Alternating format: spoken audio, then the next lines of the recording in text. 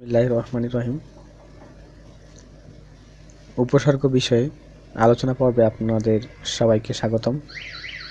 আজকে আমরা কথা বলবো বাংলা উপসর্গ এবং তৎসম উপসর্গগুলো কিভাবে আমরা শর্টকাট টেকনিকের মাধ্যমে মনে রাখতে পারি।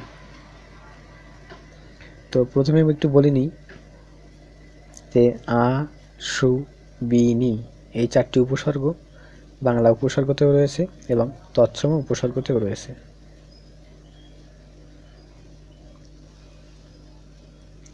তো শুরু করা যাক। আমরা জানি বাংলা ভাষায় 3 প্রকার উপসর্গ আছে। 1 বাংলা, 2 তৎসম বা সংস্কৃত এবং 3 হচ্ছে বিদেশি উপসর্গ। এখন আমরা কথা বলবো বাংলা উপসর্গ নিয়ে। বাংলা উপসর্গ 21টি এবং এই 21টি উপসর্গ আমরা এই শর্টকাট টেকনিকটির মাধ্যমে মনে রাখতে পারি। সেটি হচ্ছে আনাব ইতিউন, আর কতবার বলবো চা পাতি দিয়ে শশা খাওয়া হারাম। আপনি আনাব ইতিউন এটিকে আপনি একজনের নাম মনে করেন যে আনাব ইতিউনকে আপনি বলছেন যে আনাব ইতিউন, আর কতবার বলবো যে চা পাতি দিয়ে শশা খাওয়া হারাম। আপনি এর মাধ্যমে 21টি উপসর্গ মনে রাখতে পারবেন। তো প্রথমে যে উপসর্গগুলো রয়েছে 4টি অ, অঘা, অজ, অনা, এই 4টি উপসর্গ আপনি মুখস্থ রাখবেন। এরপরে দেখেন অ, অঘা, অজ, অনা, আন, আব, ইতি, উন, আর থেকে আমরা আর থেকে আড়, আর কিন্তু উপসর্গ নয়, কিন্তু আর থেকে আড়, আর কত থেকে কদ এবং কু, এটা আমরা মনে রাখবো। কত থেকে কদ এবং কু, এটি আমরা মনে রাখবো।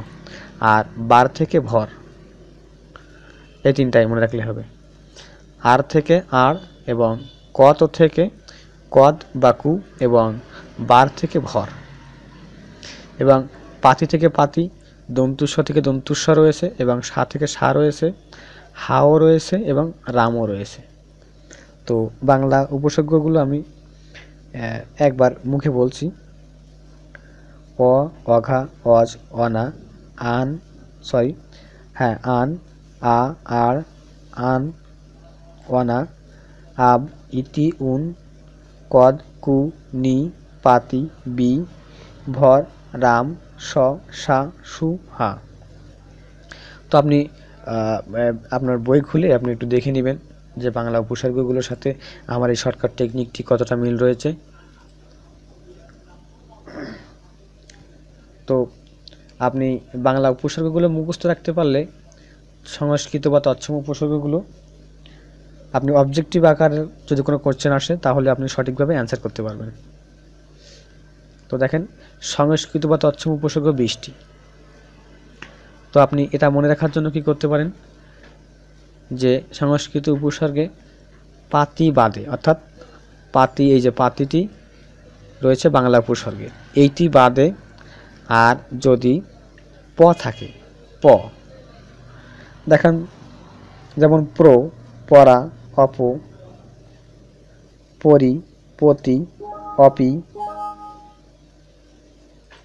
এই যে প, উপ, এই যে পগুলো রয়েছে পাতি বাদে প থাকলে সেগুলো হচ্ছে কি সংস্কৃত বা তৎসম উপসর্গ।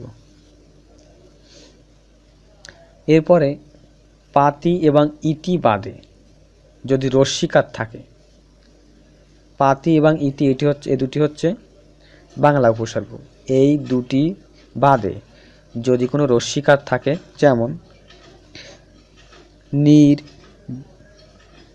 অতি, অপি, অভি,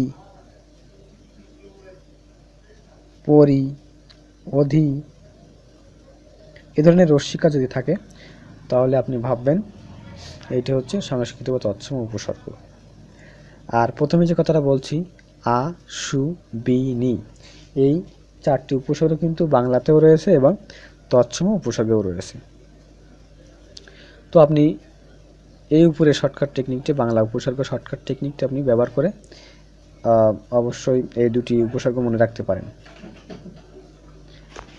তো আমি বাংলা উপসর্গ শর্টকাট টেকনিকটি আবারও বলছি, সেটি হচ্ছে আন, আব, ইতি, উন, আর কতবার বলবো চা পাতি দিয়ে শশা খাওয়া হারাম।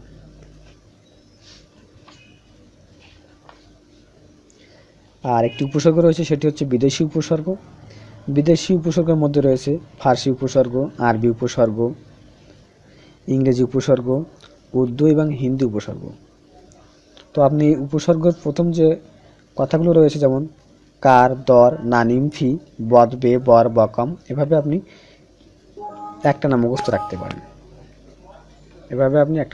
রাখতে পারেন। যেমন আমি আবারও বলছি, কার, দর, নানিম, ফি, বদ, বে, বর, বকম, এবং আরবি উপসর্গ আম, খাস, লাগর। এরপর ইংরেজি উপসর্গ ফুল, হাফ, হেড, সাপ। এভাবে আপনি মনে রাখতে পারেন। তো আজকে পর্যন্তই। পরবর্তী সময়ে পরবর্তী কোনো টিউটোরিয়াল নিয়ে আমি আপনাদের সামনে আবারও হাজির হব। সে পর্যন্ত সবাই ভালো থাকবেন। আল্লাহ হাফেজ।